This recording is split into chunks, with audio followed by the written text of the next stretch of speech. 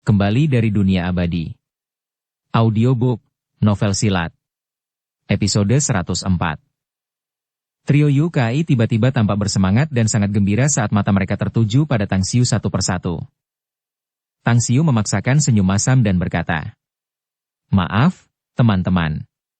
Aku tidak begitu mengenal Mu Wanying, mengerti? Apakah dia akan setuju jika aku mengundangnya?" "Seharusnya begitu," kata Yukai dengan keras. "Coba saja," seru Hu Qingsong. Setelah ragu sejenak, Tang Xiu akhirnya mengangguk dan berkata sambil tersenyum. "Baiklah. Aku akan bertanya padanya. Kalian semua tunggu di sini." Setelah mengatakan itu, dia pergi ke lokasi tempat Mu Wanying berdiri. Setelah masuk ke area terdalam, dia berteriak keras. "Mu Wanying, aku akan mentraktir beberapa teman sekelasku makan malam ini. Apakah kamu mau ikut dengan kami?" Pada saat ini, konsentrasi Mu Wanying terfokus pada beberapa saudara perempuannya dari asramanya yang sedang melakukan tarian hip-hop. Ketika dia mendengar seseorang memanggilnya dengan keras, dan bahkan mengundangnya untuk makan malam di bawah tatapan mata orang banyak, dia langsung mengerutkan keningnya. Tetapi ketika dia berbalik dan melihat senyum tipis Tang Xiu, dia tampak linglung, dan alisnya yang berkerut kembali normal. Dia kemudian berjalan di depan Tang Xiu, dan sambil tersenyum berkata, "Itu akan luar biasa. Tetapi bisakah aku membawa beberapa saudara perempuanku yang baik dari asrama kita? Kita juga akan makan bersama malam ini." Tang Xiu mengangguk dan berkata, "Tidak masalah." Para siswa yang sedang memperhatikan mereka di sekitarnya, dan mendengar percakapan antara Tang Xiu dan Mu Wanying, tiba-tiba menjadi heboh. Banyak siswa laki-laki yang menatap Tang Xiu dengan pandangan bermusuhan, dan ekspresi mereka ketika melihatnya berubah menjadi sangat buruk. Pada saat ini, seorang mahasiswa tampan berpakaian merek terkenal, menatap Mu Wanying dan berkata dengan keras, "Mu Wanying, aku juga ingin mentraktirmu makan malam ini. Ikutlah denganku malam ini. Aku telah memesan tempat khusus di restoran kota." "Maaf. Aku baru saja berjanji pada orang lain, jadi aku tidak bisa pergi bersamamu." Mu Wanying meliriknya sekilas, menggelengkan kepalanya saat menjawab. Setelah berkata demikian, ia berbalik dan berjalan ke arah tiga siswi di dekatnya yang sedang melakukan tarian hip-hop, sambil bertepuk tangan dan memanggil mereka. "Anak-anak, jangan melompat dulu. Orang yang aku idolakan mengajak kita makan bersama malam ini. Maukah kalian pergi bersama kami?" Ketiga gadis penari itu berhenti bergerak dan menghampiri Mu Wanying dengan raut wajah penasaran. Salah satu dari mereka adalah seorang gadis tinggi dan cantik yang kemudian bertanya dengan rasa ingin tahu. "Apakah dia benar-benar idolamu, Kak Wanying? Ada seseorang yang kau sukai di kampus kita?" Sambil menunjuk ke arah Tang Xiu, Mu Wanying berkata sambil tersenyum. "Dia idolaku, dan dia adalah mahasiswa baru di kampus kami." Gadis jangkung itu berkata dengan tidak percaya. "Apa kau tidak bercanda, Kak Wanying? Bagaimana mungkin mahasiswa baru sepertimu menjadi idolamu? Jangan bilang kau sudah mengenalnya sebelumnya?" "Ya, kami bertemu dan menjadi kenalan sebelum dia kuliah di Universitas Shanghai." Mu Wanying terkekeh dan berkata sambil tersenyum tipis. "Tapi dia benar-benar idolaku. Jadi, kamu mau ikut dengan kami atau tidak?" "Aku akan pergi." "Hitung aku ikut." Dua siswi lainnya yang beberapa kali melirik Tang Xiu karena penasaran menjawab sambil terkekeh. Mata mereka saat melihat Tang Xiu sangat cerah. Lagi pula, cowok tampan populer di mana-mana. Ketika gadis jangkung itu melihatnya, dia mengangguk dan berkata, "Baiklah, aku juga harus pergi, karena kalian semua akan pergi." Pria tampan ini mengenakan pakaian yang sangat bergaya, dan dia juga tampak sangat kaya. Jadi, kita harus membuatnya berdarah-darah malam ini. Tang Xiu tersenyum dingin dan berkata, "Baiklah, kalian bisa kembali beraktivitas. Kalau begitu, mari kita berkumpul di pintu masuk kampus pukul 6 sore. "Baiklah." Mu Wanying mengangguk sambil tersenyum. Tang Xiu tidak berhenti dan berjalan keluar di bawah tatapan iri dan cemburu dari banyak siswa laki-laki. Setelah kembali ke kuartet Yukai, dia melihat ekspresi penuh harap mereka, dan langsung tertawa. "Baiklah, misi tercapai. Bukan hanya Mu Wanying yang akan pergi makan malam bersama kita malam ini. Saudari-saudari asramanya yang lain juga akan ikut bersama kita." Hore! Hidup kakak tertua Tang. Bagus sekali, sobat. Yukai dan Zhao Liang terkejut dan menyatakan rasa terima kasih mereka. Sambil menggelengkan kepalanya sebagai tanggapan, Tang Xiu kemudian tersenyum dan berkata, "Lebih baik kamu tidak merasa puas dulu. Kamu harus menunjukkan siapa dirimu sebenarnya dan kemampuanmu jika kamu ingin mengejar Mu Wanying. Ngomong-ngomong, apakah ada alasan lain bagimu untuk tetap tinggal di sini?" "Tidak, tidak ada apa-apa." Hu Qingsong menggelengkan kepalanya dan berkata, "Kami datang ke sini hanya untuk melihat wanita cantik." Tang Xiu tertawa dan berkata, "Kalau begitu, ayo kita pergi. Sekarang sudah pukul 4.30 sore. Aku sudah membuat janji dengan mereka pukul 6 sore." Sambil menggelengkan kepalanya sebagai tanggapan, Tang Xiu kemudian tersenyum dan berkata, "Lebih baik kamu tidak merasa puas dulu. Kamu harus menunjukkan siapa dirimu sebenarnya dan kemampuanmu jika kamu ingin mengejar Mu Wanying. Ngomong-ngomong, karena malam ini dia akan bisa makan malam dengan wanita cantik pertama di kampus. Bagaimana mungkin Yukai masih punya pikiran untuk memanjakan matanya dengan para wanita cantik itu?" Jadi, dialah orang pertama yang berteriak, "Ayo, ayo. Ayo pergi." Hu Qingsong juga menyeringai dan berkata, "Ayo kita berdandan, dan pamerkan kemampuan kita untuk menggaet cewek-cewek seksi malam ini." "Ya?" Zhao Ling juga tertawa. Hanya Su Chao yang tidak terpengaruh sama sekali oleh para wanita cantik itu. Ia memiliki hati nurani yang bersih dan pikiran yang murni. Pikirannya terfokus pada istri dan putranya, dan tentu saja tidak memiliki niatan sama sekali terhadap wanita cantik lainnya. Kelompok 5 pemuda itu kemudian mengobrol dengan riang saat mereka meninggalkan aula pertemuan kampus. "Masuk." Yukai melambaikan tangannya, dan kelima pemuda itu masuk ke dalam BMW-nya. Setelah tiba di asrama, Hu Qingsong menunjuk Audi A4 di sebelah SUV Land Rover milik Tang Xiu. Dia menyeringai dan berkata, "Kakak Tang, apakah kamu melihat itu? Itu mobil baru yang kubeli. Meskipun tidak sebagus BMW milik Yukai, mengendarainya membuatku sedikit bangga." Melihat penampilannya yang sombong, Tang Xiu tidak dapat menahan tawa. Sejujur dan sesederhana itu, begitu Su Chao melihat ekspresi puas diri Hu Qingsong, tiba-tiba berkata dengan suara rendah, "Audi A4 tidak ada apa-apanya. Bos Tang punya banyak mobil yang lebih bagus dari itu." Hu Qingsong menatapnya, lalu dia langsung tertawa terbahak-bahak dan berkata, "Su Chao, bayangin kamu mau pegang kakinya yang bau seperti itu, hipnotis macam apa yang sudah kakak Tang lakukan padamu? Kalau dia punya banyak mobil bagus, dia pasti sudah membawanya ke sekolah dan memamerkannya, kan?" "Aku tidak." Setelah mendengar ini, Su Chao dengan cemas membantah dengan ragu-ragu. Tang Xiu menepuk bahunya dan berkata sambil tersenyum, "Hu tua, apa yang kau katakan itu benar. Jika aku punya mobil bagus, aku pasti sudah mengendarainya ke sekolah. Coba lihat SUV Land Rover itu, apa pendapatmu tentangnya?" Terkejut, Hu Qingsong menatap kosong lalu mengangguk dan berkata, "Bagus. Mobil itu seharusnya bernilai 1 juta.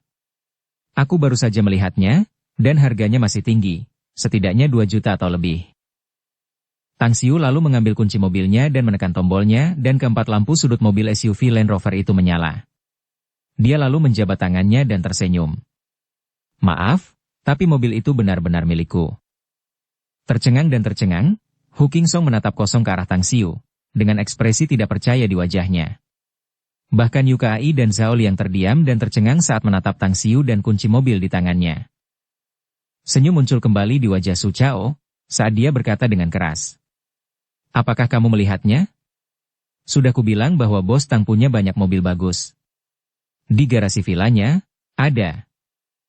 Bab 433, Warna Asli Seorang Pria.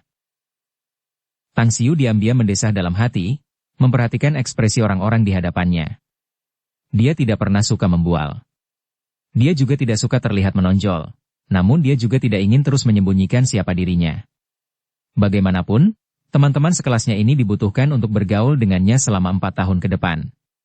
Jika dia terus menyembunyikan kebenaran dari mereka, simpul akan terbentuk di hati mereka ketika mereka mengetahuinya nanti. Oleh karena itu akan lebih baik untuk mengungkapkannya sekarang. Selain itu, ketika anak-anak yatim piatu yang diadopsi itu dikirim ke Pulau Jingmen, ia juga punya ide untuk merekrut beberapa teman sekelas yang cakap di perguruan tinggi, sehingga mereka akan berguna baginya di masa depan. Universitas Shanghai adalah salah satu lembaga pendidikan terbaik di negara itu, dan setiap mahasiswanya yang lulus ujian, meskipun mereka hanya kutu buku saat itu, bisa menjadi sangat kompeten dan mampu melakukan banyak pekerjaan setelah menjalani beberapa pelatihan, karena masing-masing dari mereka sangat cerdas. Teman-teman, jangan berlama-lama lagi, ya? Cepat kembali ke asrama dan bersiap-siap. Tang Xiu tersenyum dan berbalik ke pintu asrama. Yu Kai, Hu Qingsong, dan yang lainnya saling bertukar pandang beberapa kali, lalu tatapan mereka jatuh pada Su Chao pada saat yang bersamaan. Mereka akhirnya menyadari bahwa hubungan antara Su Chao dan Tang Xiu cukup tidak biasa. Banyak hal yang tidak mereka sadari, namun Su Chao sangat jelas tentang mereka.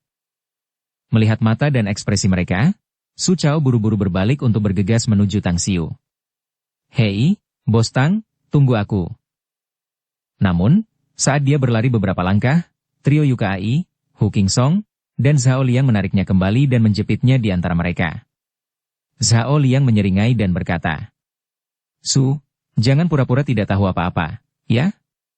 Bicaralah. Berapa banyak mobil yang dimiliki kakak tertua Tang? Kamu baru saja mengatakan itu di vilanya." Mengingat nasihat Tang Xiu kepadanya tentang masalah ini, Su Chao menggelengkan kepalanya dengan putus asa dan berkata, "Tidak, aku tidak akan mengatakan apapun. Aku berjanji kepada Bos Tang untuk tidak mengatakan apapun. Salahkan Hu tua itu. Jika dia tidak pamer tadi, aku tidak akan membocorkan rahasia Bos Tang." "Hei, cepatlah. Kalau kalian ingin tahu, aku akan memberitahu kalian semua nanti malam." Tang Xiu menoleh dan menatap keempat orang itu. "Kalau ada di antara kalian yang terlambat dan tidak bisa siap di pintu masuk kampus sebelum pukul 6 sore, aku akan memberitahu Mu Wanying betapa bodoh dan buruknya kalian, dan betapa kalian tidak cocok dengannya. Kalian bisa yakin bahwa aku akan memberitahu dia banyak hal buruk tentang kalian." Setelah mendengar ancaman itu, trio Yu Kai buru-buru melepaskan Su Chao, melangkah mengikuti Tang Xiu. Ketiganya mengeluarkan senyum terbaik mereka, membungkuk dan menggaruk berulang kali. Melontarkan kata-kata sanjungan tidak memerlukan uang, jadi mereka dengan gila-gilaan mengucapkannya. Senja telah tiba. 3 mobil diparkir di dekat gerbang Universitas Shanghai. Kelompok Tang Xiu yang beranggotakan 5 orang duduk di 3 mobil, menunggu kedatangan kelompok Mu Wanying yang beranggotakan 4 wanita. Waktu berlalu begitu cepat, dan hanya beberapa menit lagi pukul 6 sore, kelompok Mu Wanying yang beranggotakan 4 orang ternyata terlambat. Ketika mereka sampai di 3 mobil, Mu Wanying tampak tenang, sementara 3 saudari baik di sekitarnya melihat ketiga mobil itu dan tampak terkejut. Yu Kai, Hu Qingsong, dan gengnya semuanya berpakaian sopan dan bersikap seperti pria sejati. "Apakah kamu menunggu kami lama, Tang Xiu?" tanya Mu Wanying sambil terkekeh. "Tidak, kami juga baru saja tiba." Tang Xiu menggelengkan kepalanya dan berkata, "Ngomong-ngomong, apa yang ingin kamu makan malam ini?" "Aku yang traktir." "Terserah kamu, kami akan mengikuti pengaturanmu," jawab Mu Wanying sambil tersenyum. "Baiklah, kalau begitu aku akan mengaturnya." Tang Xiu mengangguk dan berkata sambil tersenyum. "Ngomong-ngomong, biar aku perkenalkan, yang ini." Dengan perkenalan dari Tang Xiu, yang lainnya akhirnya saling mengenal. Mu Wanying juga memperkenalkan 3 saudara perempuannya yang baik, yaitu Li Xinji yang tinggi, Jiang Feiyan, dan Huwei. "Baiklah, ayo masuk ke mobil." Tang Xiu membuka pintu pengemudi dan langsung duduk. Yang membuat Yu Kai, Hu Qingsong, dan Zhao Liang tidak berdaya adalah Mu Wanying dan ketiga saudara perempuannya akan pergi ke SUV Land Rover milik Tang Xiu. Meskipun mereka menunjukkan senyum menawan, tidak ada satupun dari gadis-gadis ini yang mengisyaratkan bahwa mereka akan menaiki mobil mereka. Sial. Aku benar-benar tertekan. Kalau saja aku tahu sebelumnya, aku lebih baik membeli seri Land Rover Range Rover itu daripada yang ini. Yu Kai menggerutu kesal sebelum masuk ke mobilnya. Mobil-mobil pun mulai melaju. Tang Xiu mengendarai mobilnya keluar dari gerbang kampus. Ia kemudian mendengar Mu Wanying yang duduk di kursi depan berbicara kepadanya sambil tersenyum. "Tang Xiu, kamu tidak ikut pelatihan militer untuk mahasiswa baru, apa yang kamu lakukan selama itu? Ngomong-ngomong, aku juga bertemu dengan gurumu, Nona Han, kemarin. Ia tampak sangat kesal saat membicarakanmu." Adapun mengapa Han Qingwu marah padanya, Tang Xiu sangat menyadarinya. Bagaimanapun, dia memberinya penampilan yang acuh tak acuh dan menyendiri saat terakhir kali bertemu dengannya. Itu pasti membuatnya marah dan kesal. Bagaimanapun, dia tidak ingin terlalu banyak berhubungan dengan Han Qingwu. Karena dia sudah marah padanya, dia berharap dia akan tetap menjaga jarak dengannya. Hanya sedikit kesalahpahaman, kalau kau tanya aku. Namun, Tang Xiu tidak ingin menjelaskan lebih lanjut, oleh karena itu dia menjawab dengan santai. Mu Wanying mengerutkan bibirnya. Sebagai seorang wanita, dia memiliki indera keenam yang unik dan khusus tentang hal-hal seperti itu. Dia merasa bahwa Han Qingwu bertindak berbeda terhadap Tang Xiu. Dia juga mendengar desas-desus tentang Han Qingwu dan Tang Xiu baru-baru ini. Dia mengetahui bahwa setelah Tang Xiu lulus ujian untuk masuk Universitas Shanghai, Han Qingwu melakukan semua yang dia bisa untuk dipindahkan dari sekolah menengah pertama Star City, dan kemudian berhasil bekerja di Universitas Shanghai. Meskipun seseorang harus terus berusaha untuk membuat kemajuan, dan datang untuk mengajar di Universitas Shanghai juga akan memberikan karir dan masa depan yang lebih baik daripada tetap di sekolah menengah pertama Star City. Dia merasa bahwa hal itu sangat mungkin terkait dengan Tang Xiu. Adik Tang, mungkinkah anak-anak mahasiswa baru tahun ini dari para taipan lokal berkumpul di asramamu? Sebuah Land Rover Range Rover Series, sebuah BMW, dan sebuah Audi. Ini adalah mobil-mobil mewah yang bahkan banyak mahasiswa yang telah lulus lama tidak mampu membelinya, bukan? Jiang Feiyan tampak cantik. Dia juga salah satu dari gadis-gadis yang paling suka tersenyum, senyum tidak pernah hilang dari wajahnya sejak mereka bertemu. Aku benar-benar tidak tahu apakah semua orang itu berkumpul di asrama kita. Tang Xiu terkekeh dan berkata. Tapi Yukai dan Hu Qingsong memang berasal dari keluarga kaya. Jika kalian para saudari tertarik pada mereka, aku dapat membantu kalian membangun jembatan. Hahaha. Tidak, kami tertarik padamu. Jiang Feiyan tertawa dan berkata, apakah menurutmu kamu bisa menerima kami semua? Tidak mungkin, aku tidak akan mencari pacar sebelum lulus kuliah. Tang Xiu tidak bisa menahan tawa dan berkata, lagi pula, belajar itu sudah sangat melelahkan dan sulit. Pef. Hahaha. Jiang Feiyan tidak dapat menahan tawa dan kemudian berkata sambil tersenyum. Adik muda Tang, kamu sangat lucu. Biasanya para gadis yang menggunakan alasan ini untuk menolak para pria. Tidak pernah menyangka bahwa kamu benar-benar akan menggunakan alasan itu sekarang. Ngomong-ngomong, ketika aku masih di sekolah menengah pertama dan atas, aku juga sering menggunakan alasan seperti itu. Namun di universitas, para pria di universitas tampaknya menyukai tipe wanita cantik seperti Wanying, atau tipe wajah oval yang cantik, Xinjie, atau tipe gadis yang berbau buku, seperti Wei Wei. Mengenai tipe gadis sepertiku, aku tidak begitu populer di sini. Yah, kalau menurutku kamu memang imut sekali, jawab Tang Xiu sambil tertawa. Jadi, kamu suka orang imut sepertiku, adik muda Tang? Jiang Feiyan tertawa dan menjawab. Batuk, batuk. Tang Xiu batuk beberapa kali dan berhenti menjawabnya. Pef, Li Xinjie terkekeh dan berkata. Feiyan, jangan goda junior brother Tang. Kalau dia benar-benar mengejarmu, suamimu itu pasti akan cemburu sampai ke tulang. Jiang Feiyan mendecakkan lidahnya, tertawa dan cekikikan sebelum dia berhenti berbicara. Taman Ungu. Lokasinya di distrik Jingxia, Shanghai, satu blok penuh kawasan agrowisata. Ia pernah mengobrol dengan Chinan dan mendengar darinya bahwa tempat ini tampak istimewa. Mobil mereka memasuki jalan melewati hutan bambu yang tenang. Beberapa menit kemudian, sebuah danau kecil yang berkilauan terlihat, dengan paviliun antik berdiri di tepi danau. Lampu-lampu ungu menyala di sana, menciptakan suasana yang imajiner dan seperti mimpi.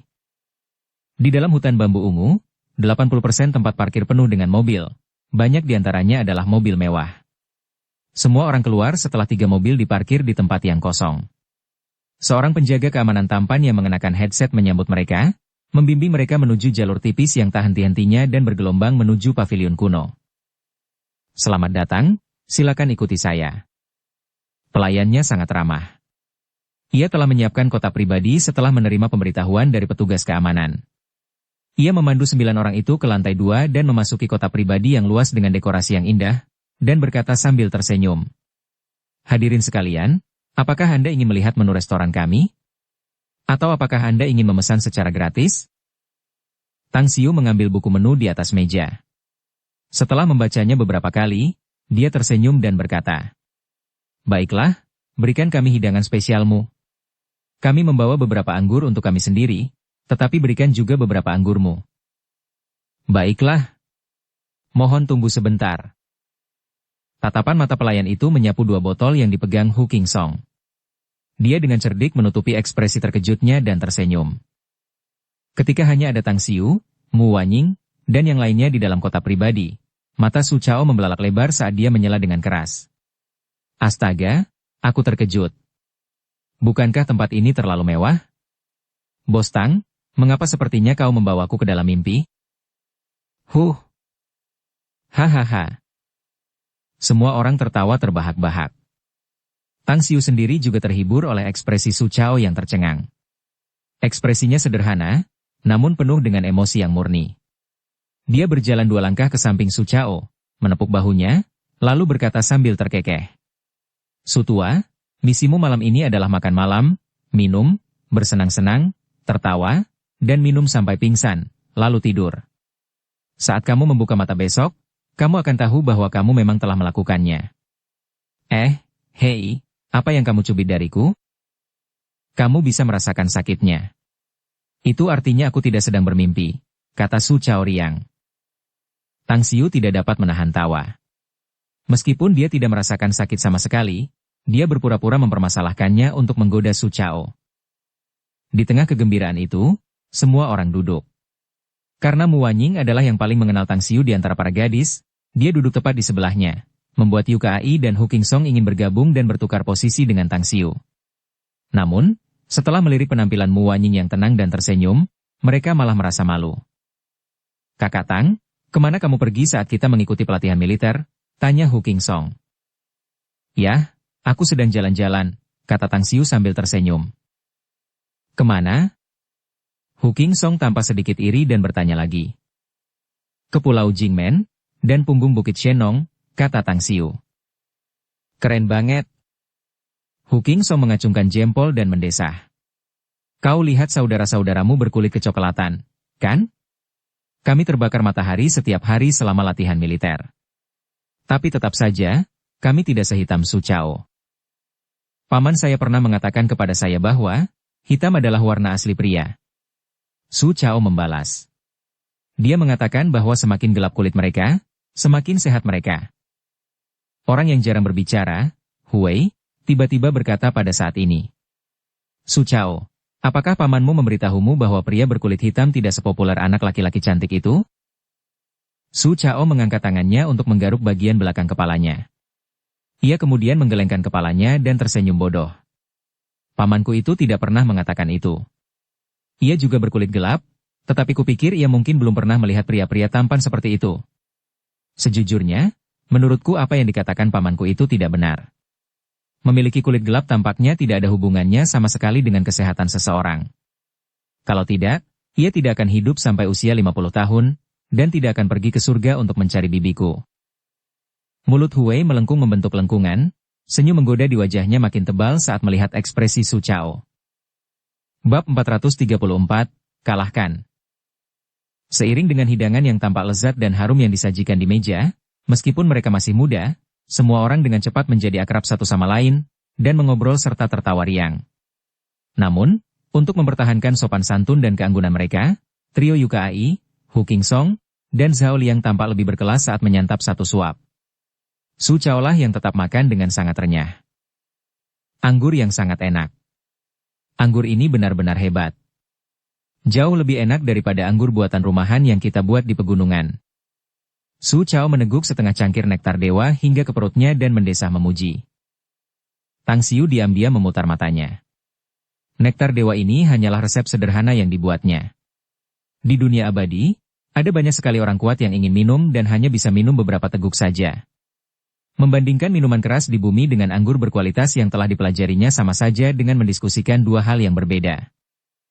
Tidak ada gunanya mengkritik atau membicarakannya. Tang Xiu mengalihkan pandangannya ke Mu Wanying dan berkata, Mu Wanying, kudengar kau mendaftarkanku untuk tampil di pesta penyambutan mahasiswa baru, ya?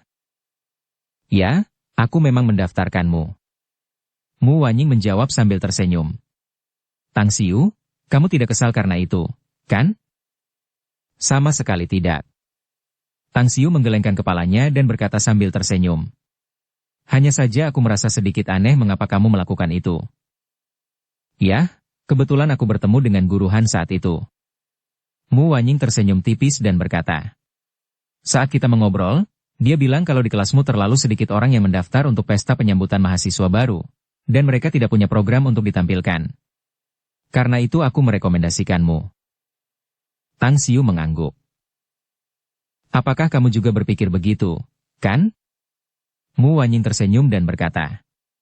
Ngomong-ngomong, pertunjukan apa yang akan kamu tampilkan untuk pesta penyambutan mahasiswa baru besok? Aku belum memikirkannya. Tang Xiu menggelengkan kepalanya dan berkata sambil tersenyum. Aku akan memikirkannya setelah aku kembali malam ini. Mari kita lihat apa yang terjadi besok. Apa bagusnya pertunjukan di kampus? Yu Kai menyela dan berkata. Tunggu beberapa hari lagi, dan mari kita lihat konser. Perhentian kedua untuk tur Asia Superstar Zhangxi-nya ada di Shanghai. Aku sedang berusaha mendapatkan beberapa tiket untuk konser itu. Sambil berbicara, dia memandang Mu Wanying, berpura-pura itu tidak disengaja. Zhangxi-nya? Dengan sedikit keterkejutan di wajahnya, Tang Xiu tidak menyangka akan mendengar namanya saat ini. Namun, dia juga bisa menebak apa yang ada dalam pikiran Yu Kai. Pemuda itu ingin bersama Mu Wanying. Karena itu, dia menggelengkan kepalanya dan berkata sambil tersenyum. Aku tidak akan pergi ke sana, dan tidak tertarik untuk menonton konser apapun. Kamu bisa pergi dan menontonnya jika kamu mau. Ya, meskipun aku sangat menyukai lagu-lagu Zhangxi-nya, aku tidak menyukai suasana di konser itu.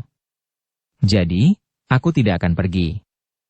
Mu Wanying menggelengkan kepalanya dan berkata sambil tersenyum. Tapi Xinjie benar-benar mencintainya, dan merupakan penggemar setia Zhangxi-nya. Undang saja dia untuk menonton konsernya. Mata Li Xinjie berbinar, saat dia menatap Yu Kai dan berkata. Apakah kamu benar-benar bisa mendapatkan tiket untuk konser Zhangxi-nya? Sejauh yang aku tahu, tiket untuk konsernya sudah terjual habis beberapa hari yang lalu. Bahkan para calo di internet tidak punya tiket sama sekali. Setelah mendengar bahwa Mu Wanying tidak akan pergi, Yu Kai agak sedih. Namun, demi wajahnya, dia tetap memaksakan senyum dan berkata. Sebenarnya, sepupuku adalah kenalan manajer Zhangxi-nya, dan dia bertemu dengannya kemarin. Dia bertanya apakah aku ingin pergi menonton konser Zhangxi-nya. Hebat sekali, Yu Kai. Li Xinjie gembira. Hanya tersisa 4 hari sebelum konser Zhangxi-nya. Bisakah kau mengantar kami ke sana saat itu? Jangan khawatir, jawab Yu Kai sambil tersenyum. Seiring berjalannya waktu, semua orang telah menyantap makan malam yang mewah selama lebih dari 2 jam. Di meja makan, trio Yu Kai, Hu Qingsong, dan Zhao Liang terus berusaha mendekati Mu Wanying, tetapi mereka akhirnya menyadari bahwa Mu Wanying tampaknya tidak tertarik pada mereka. Setiap kali dia menjawab, ekspresinya samar dan tenang. Sebaliknya, dia tampak sangat tertarik saat menghadapi Tang Xiu, yang membuat ketiganya merasa masam dan sedih. Setelah makan malam selesai, Yu Kai mengusulkan untuk pergi ke karaoke. Karena Tang Xiu datang untuk bersenang-senang, Tang Xiu tidak menolaknya, karena dia tidak ingin merusak momen bahagia semua orang. Sedangkan Mu Wanying, dia membicarakannya dengan ketiga saudari asramanya sebelum akhirnya mereka setuju untuk pergi bersama. Namun, saat mereka sedang dalam perjalanan ke sebuah KTV di dekat Universitas Shanghai, Jiang Feiyan menerima panggilan telepon dari pacarnya. Setelah mengetahui bahwa ia bermain di luar dengan teman-temannya hingga larut malam, pacarnya bersikeras bahwa ia harus ikut dengannya. Jiang Feiyan kemudian berkonsultasi dengan Mu Wanying dan Tang Xiu, sebelum ia menyetujuinya. Baole di KTV. Kota pribadi itu didekorasi dengan sangat indah. Ada layar LCD besar yang memutar lagu-lagu pop di dalamnya. Meskipun rombongan itu mengendarai 3 mobil ke sini dan bisa dikatakan mengemudi dalam keadaan mabuk, mereka masih punya banyak minuman keras untuk diminum. Pastinya, pasti ada banyak buah-buahan, minuman, makanan ringan, dan barang-barang lainnya. Awalnya, semua orang agak menahan diri untuk menyanyikan lagu. Namun, dengan hadirnya Yu Kai dan Hu Qingsong, para pembuat suasana pun melakukan pekerjaan rumah mereka, dan semua orang pun perlahan-lahan menjadi lebih santai.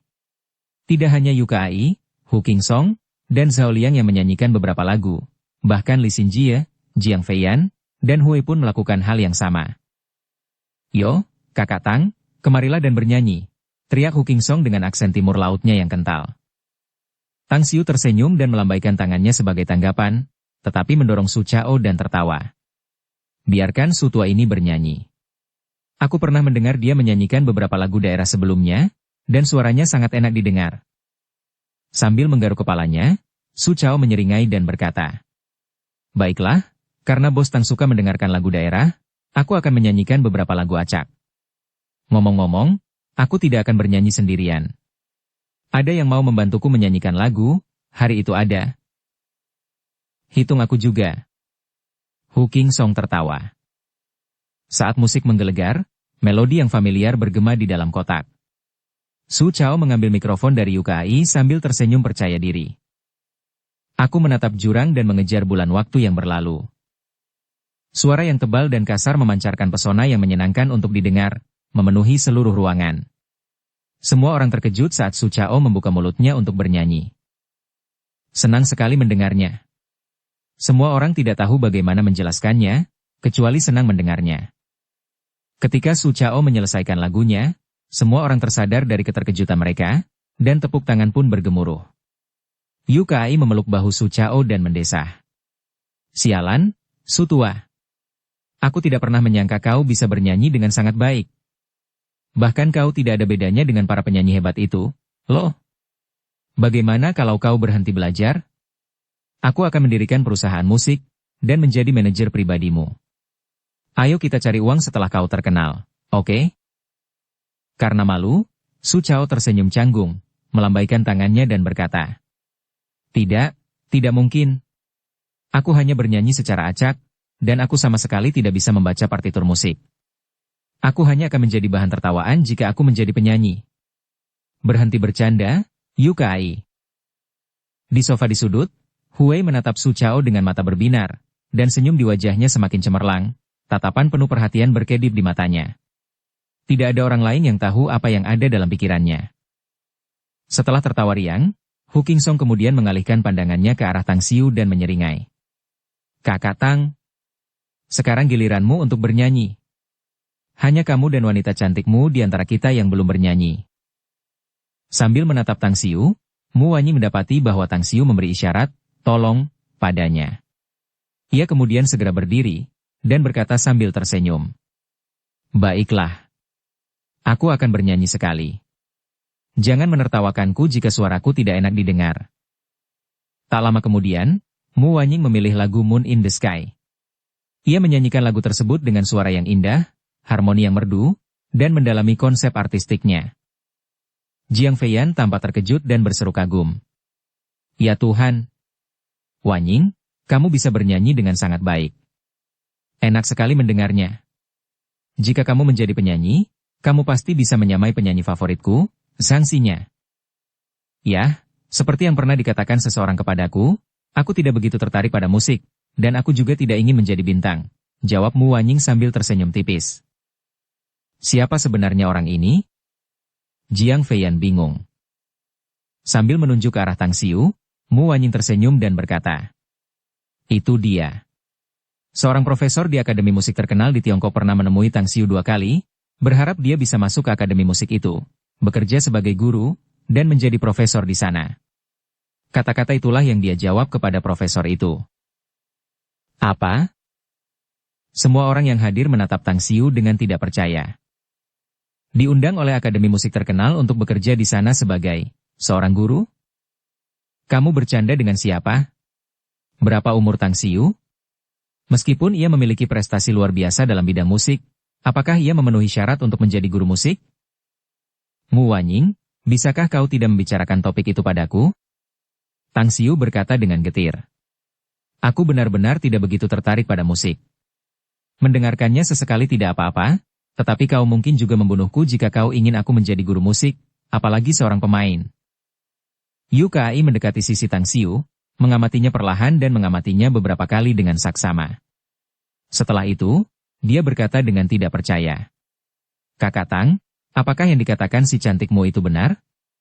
Ada seorang profesor dari Akademi Musik terkenal yang datang kepadamu dan mengundangmu untuk menjadi guru? Memang ada beberapa, tapi aku tidak tertarik.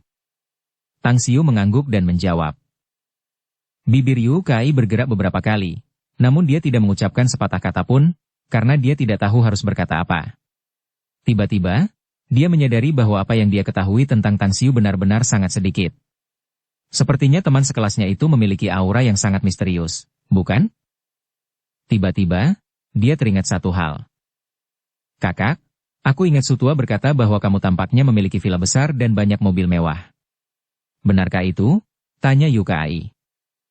Tang Xiu ragu sejenak sebelum mengangguk dengan enggan dan berkata, menurutku, itu tampaknya benar. Itu semua adalah hadiah yang diberikan oleh saudara-saudaraku. Jadi, kamu juga generasi kedua orang kaya baru, ya? Yu Kai berseru. Tang Xiu tidak dapat menahan tawa dan menjawab. Saya lebih suka mendengarmu mengatakan bahwa saya adalah orang kaya baru generasi pertama, kawan. Yu Kai memutar matanya, dan dengan sinis menjawab. Bah! Jika kamu adalah generasi pertama orang kaya baru, maka aku adalah orang kaya negara ini. Katakan sesuatu, apa sebenarnya pekerjaan keluargamu? Buka restoran, kata Tang Xiu padanya. Sialan. Ternyata kau orang penting yang berpura-pura menjadi orang awam. Yu Kai mengacungkan jempol dan memuji. Kami semua mengira kau hanya orang miskin. Tidak pernah kuduga kau telah berpura-pura menjadi babi untuk memangsa harimau. Itu tidak benar. Aku baru saja melihat menunya. Harga anggur di sana sangat mahal. Sepertinya sebotol anggur dihargai lebih dari 5 digit, bukan? Namun kau malah memberikannya kepada kami untuk berkumur. Pergilah ke neraka. Tang Xiu mengumpat karena dia bingung apakah dia harus menangis atau tertawa. Bam! Pintu kotak pribadi itu diketuk dan dibuka. Dua pemuda kemudian terhuyung-huyung masuk ke dalam kotak.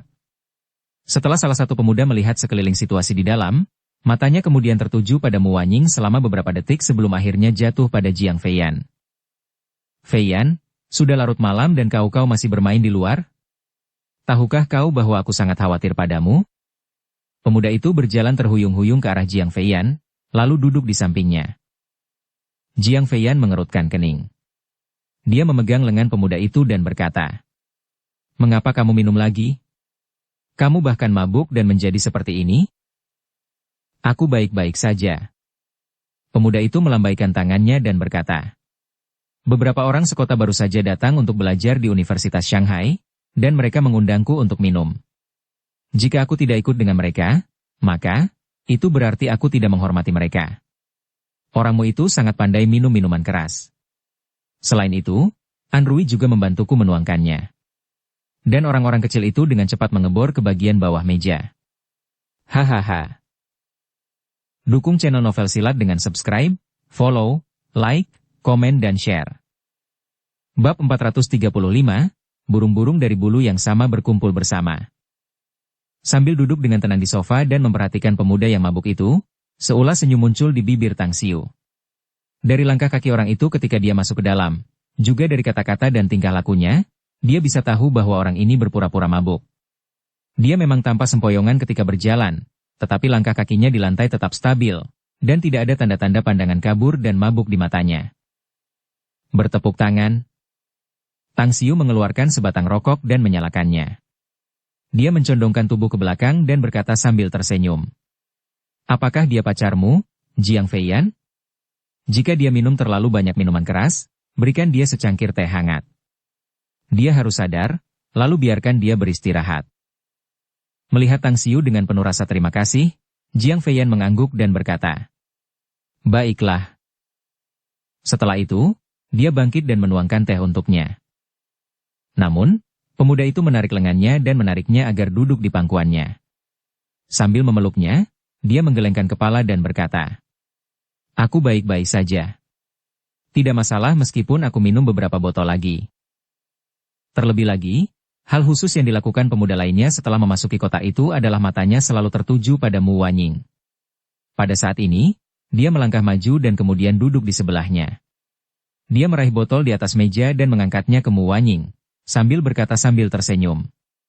Tidak pernah menyangka akan melihatmu di sini, Belemu.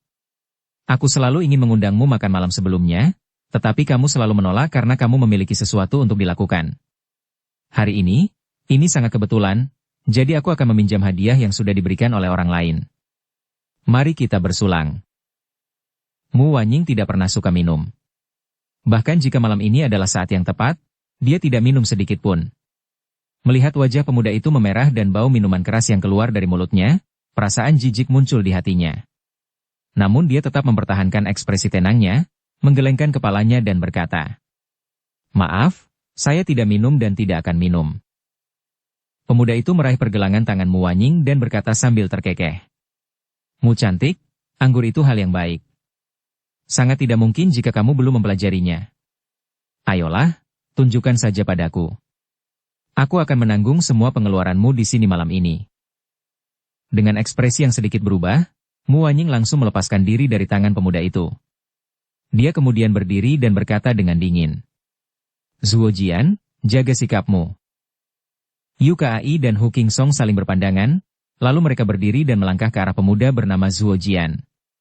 Su Chao telah mengambil sebotol minuman keras dari meja dan menunjuk ke arah Zuo Jian, sambil berkata, "Nak, kami tidak menyambutmu di sini.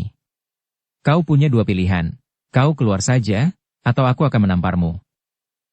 Melihat ini, Zuo Jian mengerutkan kening, menatap Su Chao dengan dingin, dan langsung bertanya, "Mahjun, teman-teman istrimu sangat sombong, ya?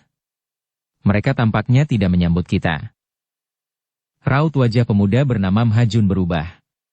Setelah menyingkirkan Jiang Feiyan, dia membanting meja dengan telapak tangannya, dan berteriak, "Apa yang ingin kau lakukan? Bagaimana bisa mahasiswa baru tahun ini begitu gila?" Tang Xiu tidak pernah membayangkan bahwa situasi saat ini akan berubah seperti ini. Dia diam-diam menggelengkan kepalanya setelah mendengar kata-kata Mahjun. Dia kemudian bangkit, menepuk bahu Su Chao dan memberi isyarat kepadanya untuk meletakkan botolnya. Kemudian dia menatap Jiang Feiyan dan berkata sambil tersenyum, "Mari kita akhiri waktu bermain kita malam ini. Semuanya, mari kita kembali lebih awal. Feiyan, apakah kamu membutuhkan kami untuk membantu mengantar pacarmu dan temannya kembali ke kampus?" Jiang Feiyan sangat marah saat ini. Orang yang membuatnya marah bukanlah Tang Xiu, Su Chao, atau yang lainnya, melainkan pacarnya Mahjun dan temannya Zuo Jian. Sejak ia jatuh cinta pada Mahjun, meskipun Mahjun biasanya bersikap baik, ia terkadang bersikap sangat berlebihan. Kali ini, Zuo Jian tiba-tiba membuat keributan dan mencoba mendekati Mu Wanying. Hal itu sangat tidak dapat diterima olehnya. Seperti halnya benda-benda serupa yang berkumpul bersama, burung-burung yang sejenis memang berkelompok bersama. Tiba-tiba dia merasa bahwa pacarnya telah bermain-main dengan Zuo Jian sepanjang hari. Apakah ini berarti keduanya memiliki selera yang sama? Pikiran yang baru saja muncul di benaknya langsung membuatnya ingin meledak. Dulu, ia merasa bahwa meskipun pacarnya tidak sempurna dan memiliki banyak kekurangan, hal itu cukup mudah untuk ditanggung. Namun, tindakannya hari ini, apa yang dilakukannya, dan tindakan sahabatnya, tiba-tiba membuatnya merasa bahwa pacarnya benar-benar tidak ada apa-apanya dibandingkan dengan orang baik lainnya. Penampilannya tidak sebagus Tang Xiu dan Zhao Liang di depannya. Bahkan Yu Kai, yang penampilannya seperti gadis cantik, jauh lebih baik darinya. Berbicara tentang latar belakang keluarga, dia juga tidak sebaik mereka yang ada di depannya. Lagi pula, siswa yang mampu mengendarai Land Rover Range Rover Series, BMW, dan Audi mungkin berasal dari keluarga kaya. Berbicara tentang karakter, dia hanya punya sedikit hal untuk dikritik atau dibicarakan. Namun, meskipun dia baru saja bertemu Tang Xiu dan yang lainnya hari ini, mereka tampak lebih dewasa daripada teman sebaya mereka. Tang Xiu tidak terpengaruh oleh untung atau rugi, serta dewasa dan tenang. Yu Kai memiliki aura kesombongan dan sikap acuh tak acuh di balik permukaan. Hu King Song memiliki keberanian dan kejujuran, sementara Su Chao lugas dan baik hati. Semua itu bukanlah hal-hal yang dimiliki Mahjun. Perbandingannya menjijikan. Jiang Feiyan menatap Tang Xiu. Ada permintaan nasihat di raut wajahnya. Setelah beberapa detik terdiam, dia tiba-tiba berkata, "Tidak apa-apa. Aku perlu membicarakan sesuatu dengan Mahjun. Kita akan kembali dengan taksi atau bus." Tang Xiu mengangguk padanya. Dia kemudian menoleh ke arah Mu Wanying, dan berkata sambil tersenyum, "Bagaimana denganmu? Apakah kamu akan kembali bersama kami?" "Baiklah." Mu Wanying mengangguk sebagai jawaban. Kilatan suram dan tak menentu melintas di mata Zuo Jian saat tatapan marahnya beralih bolak-balik antara Su Chao, Tang Xiu, dan yang lainnya beberapa kali. Namun, dia tahu bahwa dia tidak boleh bertarung saat peluang tidak berpihak padanya. Meskipun dia membenci orang-orang ini di dalam hatinya, ini bukan saat yang tepat baginya untuk melampiaskan amarahnya. Namun, senyum terlihat di sudut mulut Mahajun. Dia membiarkan Jiang Feiyan menopangnya, saat mereka melangkah selangkah demi selangkah menuju luar. Di pintu masuk utama, Yu Kai bermaksud untuk segera kembali bersama yang lain, tetapi Tang Xiu menghentikannya. Sebaliknya, dia menatap Jiang Feiyan dan berkata, "Kamu naik taksi dan pergi dulu. Dan perhatikan keselamatanmu." Jiang Feiyan mengangguk dan memanggil taksi di pinggir jalan. Setelah membantu Mahajun menaikinya dan hendak masuk ke dalam, dia mendapati Zuo Jian sudah duduk di kursi depan. Dia langsung mengerutkan kening dan berkata, "Zuo Jian, kurasa aku sudah bilang kalau aku harus mengobrol dengan Mahajun sendirian. Bisakah kamu naik mobil lain untuk pulang sendiri?" "Apa maksudmu, Jiang Feiyan?" Zuo Jian menggerutu. "Lagi pula, lebih nyaman, dan tidak akan terjadi apa-apa jika kita pergi bersama, bukan? Jika ada yang ingin kau katakan, kalian berdua bisa pergi ke hotel dan mengobrol berdua di sana." "Siapa bilang kita akan ke hotel?" Jiang Feiyan menjawab dengan marah. "Kalaupun kita akan ke sana, kenapa kau harus ikut dengan kami?" Zuo Jian mengangkat bahu dan berkata, "Aku dan Hajun pernah memesan kamar di hotel di luar kampus sebelumnya. Jangan khawatir, Nona. Aku tidak akan mengganggu dunia kekasihmu." Jiang Feiyan menoleh untuk melihat Mahajun yang sedang bersandar di kursi belakang. Matanya menyipit, tetapi dia tidak tahu apakah dia tertidur atau tidak. Dia membungkuk dan menariknya agar duduk tegak, lalu menatap Zuo Jian di kursi depan, berkata, "Karena kamu akan pergi ke hotel, pergilah dengan cepat.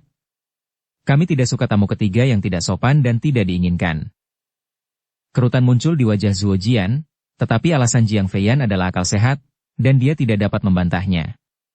Dia hanya bisa menelan amarahnya dan menyuruh pengemudi untuk mengemudi. Tang Xiu diam-diam mendesah dalam hati. Dia berbalik dan berkata, "Ayo kita pergi juga." Setelah dia berkata demikian, rombongan itu berjalan menuju tempat parkir, menaiki mobil mereka, dan pergi. Saat mereka tiba di kampus, waktu sudah menunjukkan pukul 11 malam. Yang membuat semua orang tak berdaya adalah bukan hanya asrama putri yang terkunci, asrama putra pun juga terkunci. Apa yang harus kita lakukan sekarang? Semua orang saling berpandangan dengan cemas dan menunjukkan senyum kecut. Li Xinjie mengerutkan kening, lalu berkata dengan nada ironis. "Awalnya kupikir karena para mahasiswa baru-baru saja kembali dari pelatihan militer selama beberapa hari terakhir, mereka tidak akan mengunci gerbang asrama sedini sebelumnya. Tidak pernah terpikir bahwa mereka tidak mengubah kebijakan sama sekali. Jadi, teman-teman, apa yang harus kita lakukan sekarang? Ayo kita ke hotel." Setelah merenung, Mu Wanying menyarankan. "Ada hotel bintang 4 di dekat kampus tempat kita biasa menginap sebelumnya." "Itu ide yang bagus." "Setuju." Yu Kai dan Hu Qingsong berseru kegirangan pada saat yang sama. "Kau tahu, ku dengar menginap di hotel seperti itu cukup mahal." Su Chao mengerutkan kening dan bergumam. "Lebih baik menginap di tempat Bos Tang. Lagi pula, kamarnya cukup banyak." Meskipun suaranya tidak keras, semua orang yang hadir dapat mendengarnya dengan jelas. Dalam sekejap, semua mata tertuju pada Tang Xiu. Tang Xiu melotot tajam ke arah Su Chao. Dia tahu Su Chao ingin menginap di tempatnya demi menghemat uang. Namun, membawa serta semua orang yang hadir adalah masalah yang sama sekali berbeda. Terlebih lagi, Mu Wanying berasal dari keluarga terpandang. Jangankan mengajak semua orang untuk bermalam di Hotel Bintang 4, tidak akan menjadi masalah baginya untuk mengajak semua orang menginap di Hotel Bintang 4 selama setahun. Namun, sambil menatap mata semua orang, dia hanya bisa tersenyum pahit dan berkata, "Ya, ayo kita ke tempatku saja. Kalau semua orang dapat kamar masing-masing, kurasa itu tidak akan berhasil. Tapi tidak akan jadi masalah kalau kalian bisa masuk." Penasaran dan bingung, Mu Wanying bertanya, "Di mana rumahmu, Tang Xiu?" "Dekat kampus." "Kompleks Villa Blue Star," kata Tang Xiu. "Kompleks Villa Blue Star?" Mu Wanying tercengang dan berkata, Kamu punya villa di sana? Seorang kerabat memberikannya kepada saya, mengatakan bahwa saya harus memiliki tempat tinggal di Shanghai, kata Tang Xiu. Pada saat ini, kecuali Mu Wanying yang sedikit terkejut, dan Su Chao yang tidak terganggu, semua orang menatap dengan mata terbelalak, dengan raut wajah tidak percaya di mata mereka. Kompleks Villa Blue Star? Bukankah itu kompleks villa paling mewah di dekat Universitas Shanghai? Tempat tinggal mewah megah yang selalu diimpikan oleh banyak mahasiswa Universitas Shanghai? Namun, kerabat Tang Xiu ternyata sangat murah hati untuk menghadiahkannya. Bahkan memberinya villa di sana hanya karena dia butuh tempat untuk singgah di Shanghai. Semua orang terkejut. Bahkan Yu Kai, yang berasal dari keluarga yang sangat kaya, menelan ludahnya dengan putus asa. Dia mengangkat ibu jarinya ke atas dan mendesah memuji. Kakak Tang, kamu benar-benar orang penting yang berpura-pura menjadi orang awam. Harga terendah untuk setiap villa di kompleks Villa Blue Star seharusnya lebih dari 40 juta yuan. Beberapa villa di sana bahkan dihargai lebih dari 9 digit. Ayahku punya teman yang tinggal di sana, dan aku pernah mengunjungi paman itu bersama ayahku. Yah, aku tidak yakin berapa harganya, kata Tang Xiu sambil tersenyum. Pokoknya, kita sudah punya tempat untuk bermalam. Jadi, sudah memutuskan? Kamu mau menginap di hotel, atau bermalam di tempatku di sana? Mu Wanying melirik Li Xinjie dan Huei dan mendapati keduanya mengangguk berulang kali. Mata mereka berbinar. Dia tidak bisa menahan tawa dan langsung berkata, "Baiklah. Ayo kita ke tempatmu dan bermalam di sana." "Naiklah." Tang Xiu menjawab, dan duduk di kursi pengemudi. Dengan cepat, 3 mobil melaju ke kompleks Villa Blue Star. Karena petugas keamanan di sana sudah mengenal Tang Xiu, 2 mobil lainnya tinggal registrasi saja, dan mereka langsung diizinkan masuk. Mobil-mobil itu berhenti tepat di luar halaman villa, lalu melaju masuk setelah gerbang listrik terbuka. Setelah Tang Xiu keluar, dia melihat ke arah Yu Kai dan Hu Qingsong yang juga keluar dari mobil mereka, dan berbicara kepada mereka sambil tersenyum. Tidak ada tempat tersisa di garasi. Parkir saja mobil kalian di halaman. Bab 436, dibantai. Mulut Hu Qingsong berkedut beberapa kali. Mengingat apa yang dikatakan Su Chao sebelumnya, dia tiba-tiba berteriak. "Kakak Tang, aku ingin melihat garasimu. Su Chao bilang kamu punya mobil bagus di sini." Yu Kai, apa yang kamu lihat dengan tatapan kosong? Yu Kai menatap kosong ke arah Tang Xiu, menggerakkan bibirnya, bergumam. Villa kakak tertua Tang adalah salah satu villa termewah di kompleks Villa Blue Star. Aku sudah memberitahu kalian semua sebelumnya bahwa ada beberapa villa di sini yang harganya di atas 9 digit. Ini salah satunya. Semua orang terengah-engah setelah mendengar ini. 9 digit, itu ratusan juta. Sebuah villa senilai ratusan juta yuan hanya agar Tang Xiu bisa tinggal saat dia belajar di Shanghai. Seberapa kaya sebenarnya keluarganya? Jangan terlihat bingung seperti itu, ya?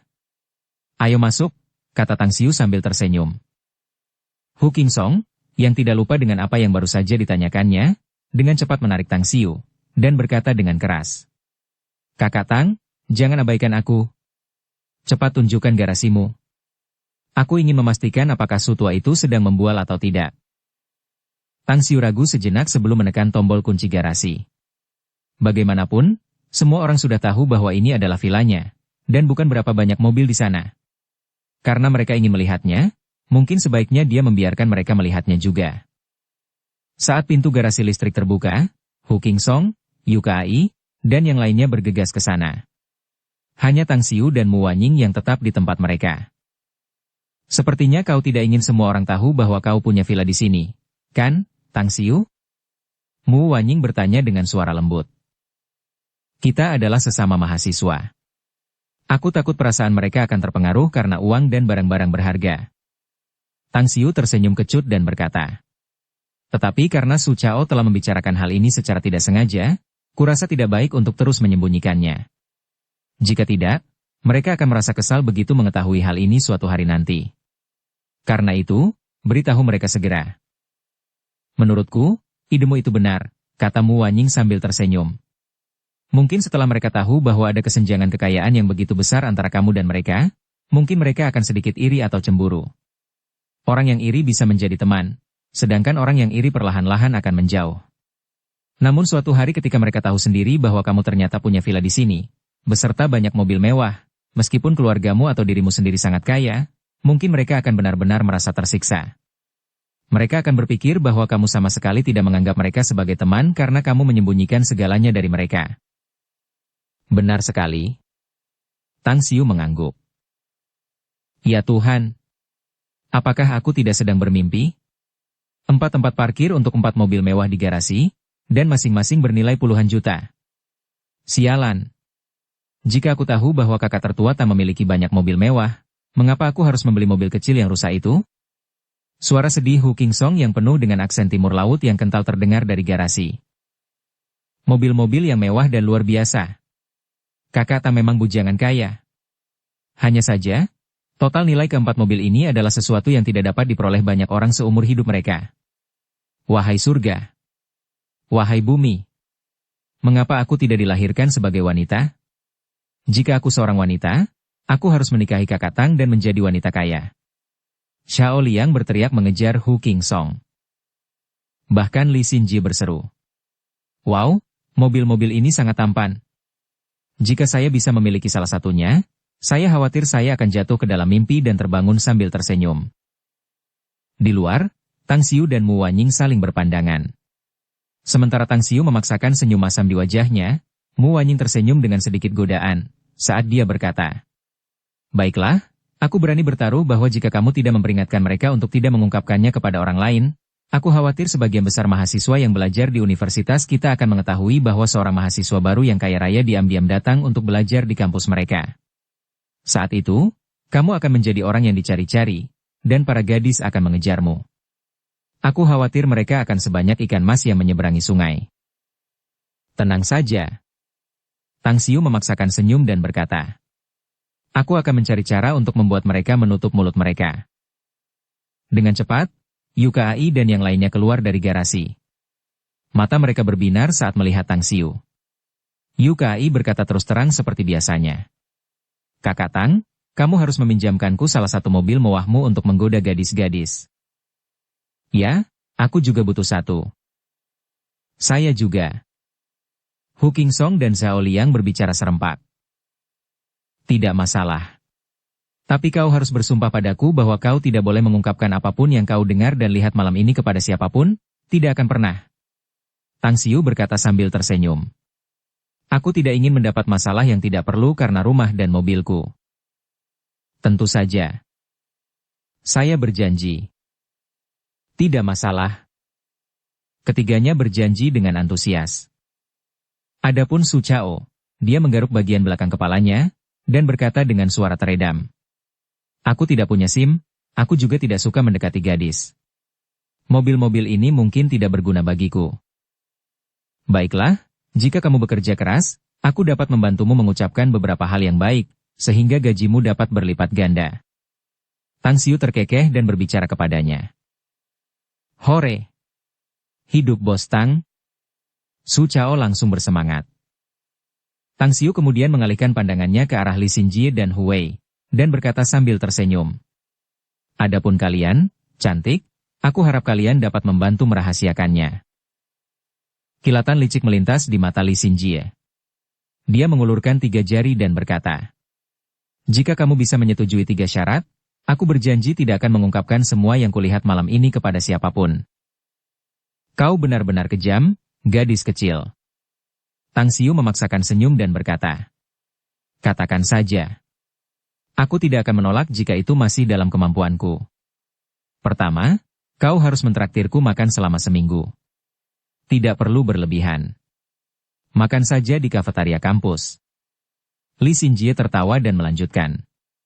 Yang kedua, kau harus meluangkan waktu untuk mengantarku dengan mobil sport mewahmu itu untuk jalan-jalan di sekitar kampus. Melihat Li Xinjie berhenti bicara sampai di situ, Tang Xiu langsung mengangguk dan berkata, Mentraktir makanan bukanlah masalah. Tugas mengantarmu jalan-jalan bisa diberikan kepada Yuka Ai dan Hu Qingsong. Ceritakan padaku yang ketiga. Aku belum cukup memikirkannya. Aku akan menceritakannya nanti. Li Xinjie tersenyum dan berkata, Namun, jika kamu bisa menjanjikan 3 syarat ini kepadaku, aku bisa membantumu jika kamu ingin mengejar gadis pertama kita, Mu, di masa depan. Tang Xiu diam-diam memutar matanya.